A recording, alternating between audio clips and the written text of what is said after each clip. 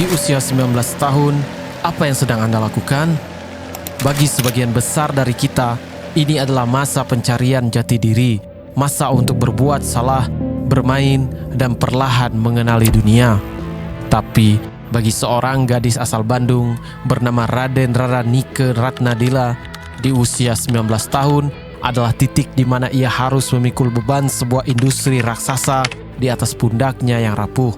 Selama ini, kita hanya disuguhi cerita tentang gemerlap ketenarannya, tentang jutaan keping kaset yang terjual dan gelar Ratu Pop Asia yang disematkan padanya.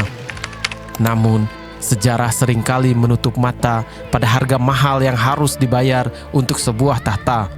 Ini bukan cerita tentang konspirasi.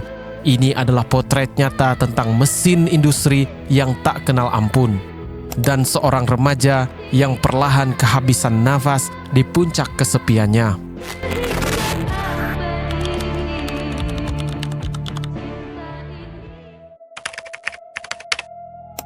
Memasuki era 90-an, industri musik Indonesia menemukan tambang emas terbesarnya.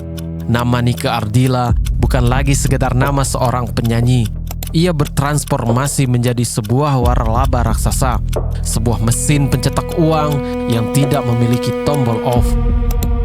Dedi Dores, produser legendaris yang membesarkan namanya, sangat menyadari hal ini. Bakat dan pesona Nike adalah anomali yang mungkin hanya muncul satu kali dalam 100 tahun. Saat album Bintang Kehidupan meledak di pasaran dan terjual lebih dari 2 juta kopi, industri musik secara kolektif menyadari satu hal, apapun, sekecil apapun yang disentuh oleh Nike akan seketika berubah menjadi emas. Tapi mari kita lihat angka-angka nyata di balik layar emas tersebut.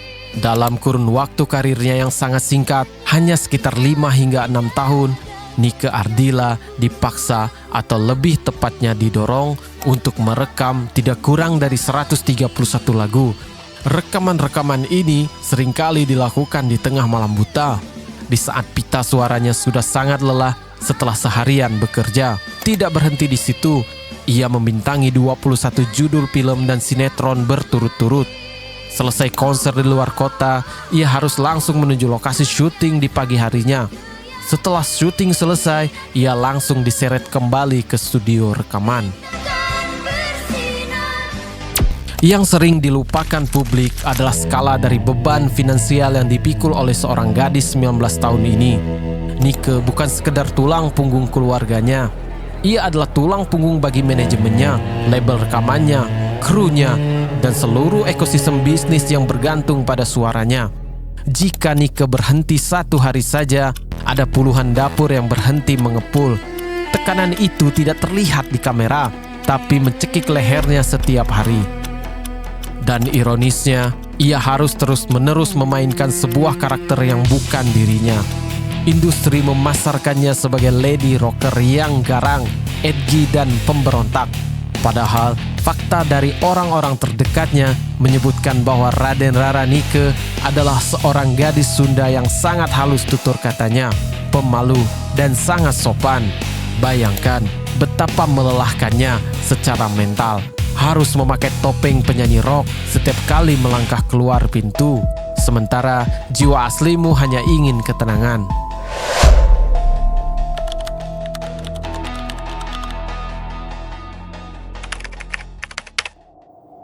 Ironi terbesar dari sebuah ketenaran adalah semakin banyak orang yang memujamu dan meneriakkan namamu, semakin sedikit orang yang benar-benar mengenal siapa kamu sebenarnya.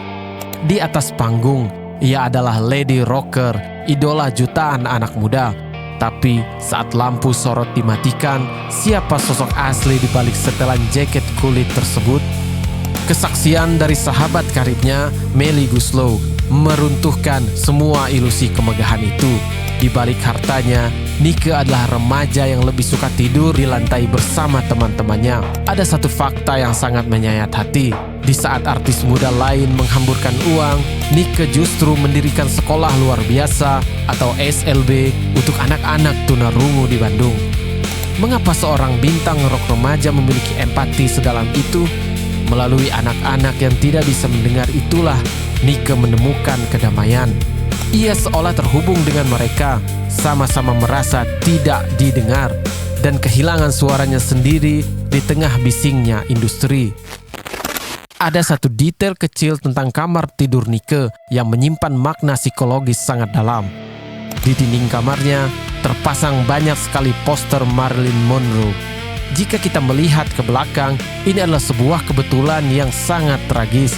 Keduanya adalah wanita cantik yang dipuja dunia, dieksploitasi habis-habisan oleh industri musik, sama-sama merasa kesepian di puncak ketenaran, dan sama-sama meninggal di usia muda. Di luar panggung, Nike selalu berusaha menarik dirinya kembali ke bumi. Meski ia sanggup mengendarai sedan Genio keluaran terbaru, teman-temannya bersaksi bahwa Nike lebih sering meminta berhenti di warung pinggir jalan atau warteg untuk makan, alih-alih di restoran mewah. Ia mati-matian berusaha mempertahankan kewarasannya sebagai seorang manusia biasa di tengah dunia selebritas yang penuh kepalsuan. Bayangkan rasanya berdiri di panggung stadion, namun beberapa jam kemudian Anda dibiarkan menatap langit-langit kamar hotel sendiri. Ia hidup untuk menghidupi banyak orang, tapi perlahan-lahan jiwanya sendiri yang kelaparan.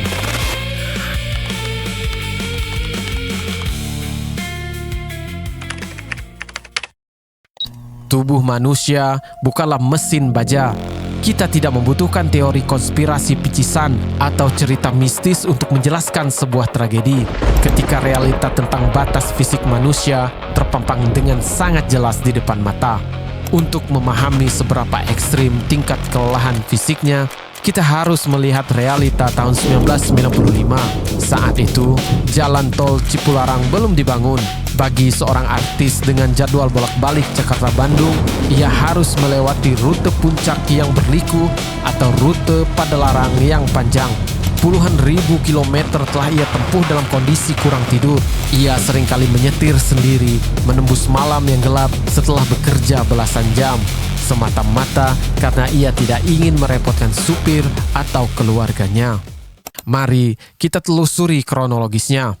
Nike baru saja kembali dari luar kota, tubuhnya belum istirahat, namun ia harus kembali syuting sinetron.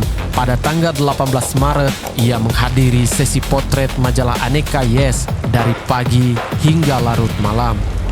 Malam itu, ia bertemu dengan teman-temannya di sebuah kafe. Banyak media berasumsi ia sedang berpesta hura-hura. Faktanya, ia hanya ingin mencari pelarian sementara, merasakan kembali normalitas sebagai anak muda 19 tahun untuk melupakan sejenak beban esok hari.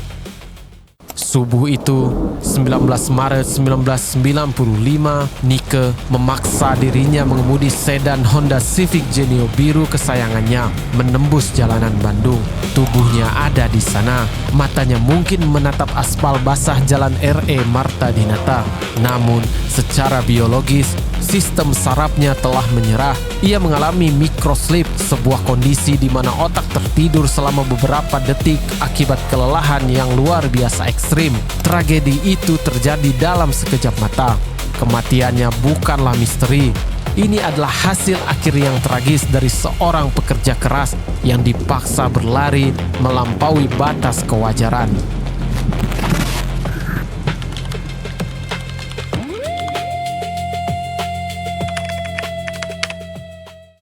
Populer yang lagu-lagunya banyak digandrungi para remaja Indonesia meninggal dunia.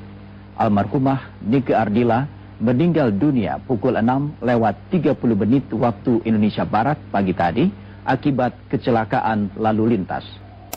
Sebuah bintang jatuh selalu bersinar paling terang sesaat sebelum ia hancur dan menghilang di kegelapan malam. Kematian Nike Ardila menciptakan sebuah gelombang duka yang belum pernah terjadi sebelumnya di sejarah pop culture Indonesia. Di hari pemakamannya, lalu lintas lumpuh. Lautan manusia menangis seolah kehilangan anggota keluarga mereka sendiri. Bahkan hari ini, puluhan tahun setelah kepergiannya, jutaan penggemar setianya masih berdiri kokoh. Kamarnya diabadikan menjadi museum dan makamnya tidak pernah sepi dari penziarah. Ia tidak sekedar meninggal dunia, ia bertransformasi menjadi sebuah monumen abadi. ia meninggalkan puluhan mahakarya dan sebuah teguran sejarah yang sangat mahal tentang sisi gelap industri hiburan, tentang seorang gadis yang mengorbankan masa mudanya untuk menghibur kita semua. Ratu pop Asia itu kini telah beristirahat, jauh dari jadwal yang mencekik, jauh dari sorot lampu kamera. Ia akhirnya menemukan kedamaian yang selama 19 tahun selalu direbut darinya.